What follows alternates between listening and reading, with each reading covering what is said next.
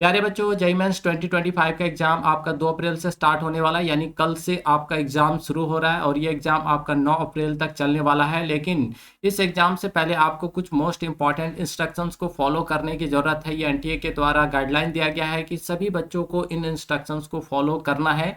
लेकिन सबसे यहाँ पे इंपॉर्टेंट बात है कि नए पैटर्न्स को लेकर तो आप सभी को बता दें कि जेईई मेंस 2025 में सेक्शन बी के वैकल्पिक प्रश्नों को हटा दिया गया है। इससे पहले कैंडिडेट जो है इनसे कुछ प्रश्नों को चूज कर सकते थे, लेकिन अब सभी प्रश्न जो है वो कंपलसरी कर दिए गए हैं। और यह जो सुविधा है बच्चों, वो कोविड-19 के वजह से दी गई थी।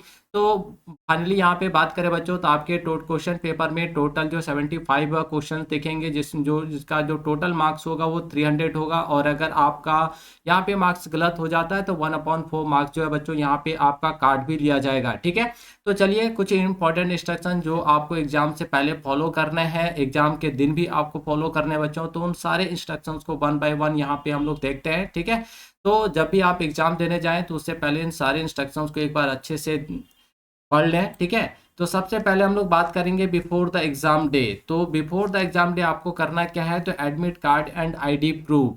ठीक है, download and print your JEE Mains 2025 admit card for the official NTA website. जो एनटीए का ऑफिशियल वेबसाइट है बच्चों, jeimen.nta.nic.in पर जाके सबसे पहले आपको अपना एडमिट कार्ड डाउनलोड करना है, उसका प्रिंट आउट निकालना, और मैक्सिमम बच्चों ने ये काम अपना कर लिया होगा। ठीक है, carry a valid photo ID, Aadhaar card, pan card and passport. आपको एडमिट कार्ड के साथ साथ बच्चों एक वैलिड फोटो आईडी भी साथ में लेके जाना है, जिसमें आपका आधार कार्ड हो सकता है, पैन कार्ड हो सकता है, पासपोर्ट हो सकता है, ड्राइविंग लाइसेंस हो सकता है। ठीक है, तो ये कुछ इंपॉर्टेंट चीज़ें जो गवर्नमेंट के द्वारा इशू किए जाते हैं, वो सारे आपके यहाँ पे काम कर जाएंगे। या फिर आपके जो भी एडमिट कार्ड है उसमें इंस्ट्रक्शन दिया हुआ है कि आपको क्या क्या लेके जाना है, तो उसको एक लेके फोटोकॉपी लेके आपको जाना है। ठीक है, ओरिजिनल भी लेके जाना है बच्चों। एग्जाम सेंटर रूल्स, अब एग्जाम सेंटर में क्या है, तो visit the exam centre 1 day before, है ना। अगर मान लीजिए आपका सिटी जो है, एग्जाम सिटी आपके घर से बहुत दूर है, तो आप ट्राई करें कि एक दिन पहले जो exam city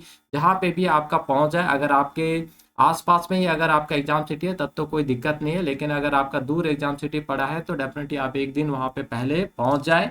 reach the centre at least 1 hour before the reporting time. तो आपका जो भी रिपोर्टिंग टाइम है बच्चों, उससे 1 घंटा पहले आपको जो एग्जाम सेंटर पर पहुंच जाना है। ठीक है, do not carry prohibited items like calculator, smart watch and mobile phones. तो एग्जाम के दौरान बच्चों आपको किसी भी तरह के, है ना, ये सारे आइटम जो कैरी नहीं करने हैं। आपको अपना कैलकुलेटर भी लेके नहीं जाना, स्मार्ट वॉच भी लेके नहीं जाना है बच्चों, साथ ही मोबाइल्स वगैरह भी जो है, जो भी मेटालिक सामान होते हैं वो सारे भी एग्जाम्स में जो है वो अलाउ नहीं होते हैं। तो आपको इन सारी चीज़ों को अवॉइड करना है। ठीक है, नेक्स्ट है required item carry to passport photo size same as the admit card. तो आपने फॉर्म भरते समय जो भी फोटो डाला था, है ना, वही फोटो, जो सेम फोटो बच्चों आपको यहाँ पे कैरी करके लेके जाना है एग्जाम के दौरान। ठीक है, तो 2 पासपोर्ट साइज फोटो जो है आपको लेके जाना है, जो फोटो आपके एडमिट कार्ड में लगा हुआ है।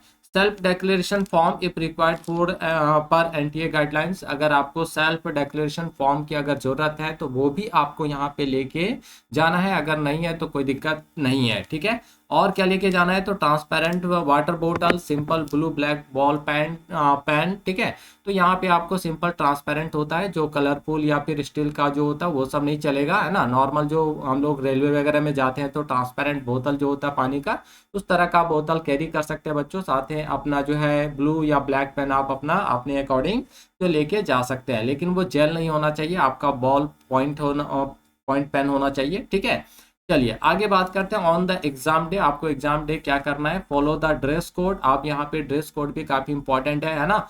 Where light clothes with no metallic items, यानी कि पूरा एकदम तामझाम, जैसे शादी विवाह में पार्टी में जाते हैं तो वैसे जाना है, एकदम नॉर्मल तरीके से जाना है, जैसे जनरली हम लोग मार्केट वगैरह जाते हैं, है ना।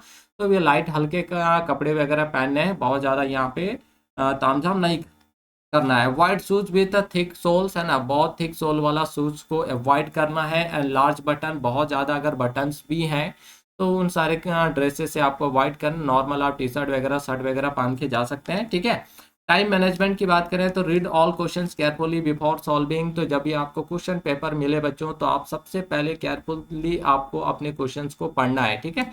एक बार थोड़ा स्लो मोशन में पढ़ना है, उसके बाद थोड़ा सा और हल्का सा स्पीड को बढ़ाना है, थोड़ा और स्पीड यानी एक से दो कम से कम 2 बार क्वेश्चन को पढ़ना है, तभी जो बच्चों आपको क्वेश्चन को सॉल्व करने हैं, ठीक है। Prioritise easy scoring question first. सबसे पहले आप ट्राई करें कि जो इजी क्वेश्चन है उनको आप पहले कंप्लीट करें, है ना, और जो थोड़े कॉम्प्लेक्स क्वेश्चन है बच्चों उसको आप लास्ट में अटेम्प्ट करें, ठीक है। तो आपका कोशिश होना चाहिए कि इजी और जितने भी स्कोरिंग क्वेश्चन है आप उसको पहले कवर करें, ठीक है।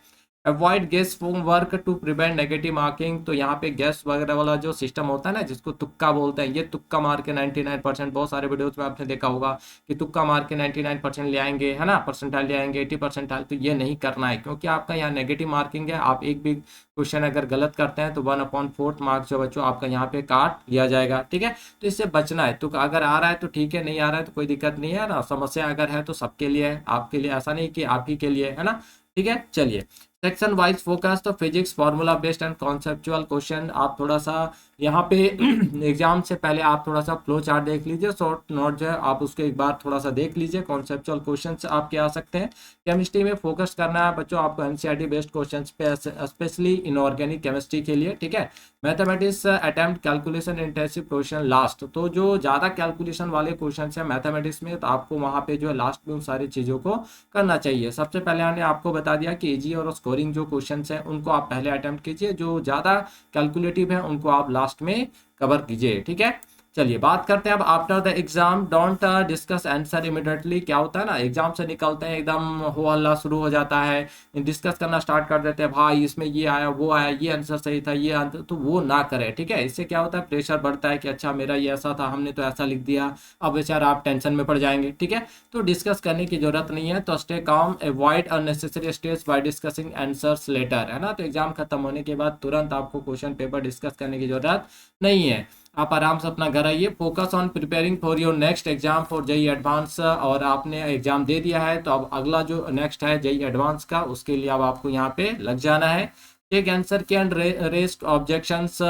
एनटीए रिलीज प्रोविजनल आंसर के आफ्टर अ फ्यू डेज। तो कुछ दिन के बाद, जैसे ही आपका एग्जाम खत्म होता है उसके कुछ दिन के बाद ही एनटीए जो प्रोविजनल आंसर की जारी करता है। तो अगर आपको किसी तरह का कोई प्रॉब्लम है तो आप रेज ऑब्जेक्शन, यहाँ पे आप ऑब्जेक्शन जो है रेज कर सकते हैं, ठीक है। Cross check and challenge question if required. तो आप क्रॉस चेक कर लीजिए, उसके बाद आपको चैलेंज करना हो तो आप चैलेंज यहाँ पे कर सकते हैं। State updated for result and counselling. तो आपको कंटिन्यू जेईई मेंस का जो वेबसाइट है jeimen.nta.nic.in पर आपको कंटिन्यू विजिट करते रहना है, आपके अपने रिजल्ट के लिए और आपका जो भी काउंसलिंग है उससे रिलेटेड अपडेट्स के लिए, ठीक है बच्चों। ये कुछ इंपॉर्टेंट इंस्ट्रक्शंस हैं जो आपको फॉलो करने हैं। और आपका फाइनल टिप्स यहाँ पे हमने आपको दे दिया है। Get proper sleep before the exam. Exam से पहले आपको आराम से सोना है, किसी तरह का कोई प्रेशर यहाँ पे क्रिएट नहीं करना है, ठीक है। जो भी आपने तैयारी किया है, चाहे सिलेबस पूरा हुआ हो या ना हुआ, डजंट मैटर, कोई दिक्कत वाली बात नहीं है। आपको आराम से नींद लेना है बच्चों, ठीक है। Have a light meal to stay active. आपको हल्के भोजन से लेने, ये नहीं कि पूरा एकदम दबा के ले लेना है कि भाई एग्जाम देने जाना 3 घंटा बैठना है तो पूरा दबा के ले लेते रहिए। एकदम लाइट खाना है और आराम से जाना है, ठीक है। Keep a positive mindset. अपने माइंडसेट को एकदम बिल्कुल पॉजिटिव रखना है। Trust your preparation. आपको खुद के अपने प्रिपरेशन पर विश्वास रखना है। ये नहीं कि मेरा ये नहीं हुआ, वो नहीं हुआ, ये ऐसा है वो ऐसा है, कुछ नहीं। जितना आपने पढ़ा है बस उसी के हिसाब से आपको काम करते रहना है, ठीक है। तो बच्चों best of luck future engineers, आप सभी को बेस्ट ऑफ लक आपके एग्जाम्स के लिए। आपका कल से एग्जाम स्टार्ट हो रहा है तो आप लोग अच्छे से एग्जाम दीजिए, ठीक है। और ज़्यादा टेंशन लेने की जरूरत नहीं है। जो भी आपका प्रिपरेशन है जितना हुआ है बस उसी के बेसिस पे बेहतर परफॉर्म करने की कोशिश करना है, ठीक है बच्चों। तो मिलते हैं बच्चों इस तरह के इन्फॉर्मेटिव वीडियोस के साथ नेक्स्ट वीडियो में। तब तक के लिए आप सब बच्चों को थैंक यू, बाय बाय।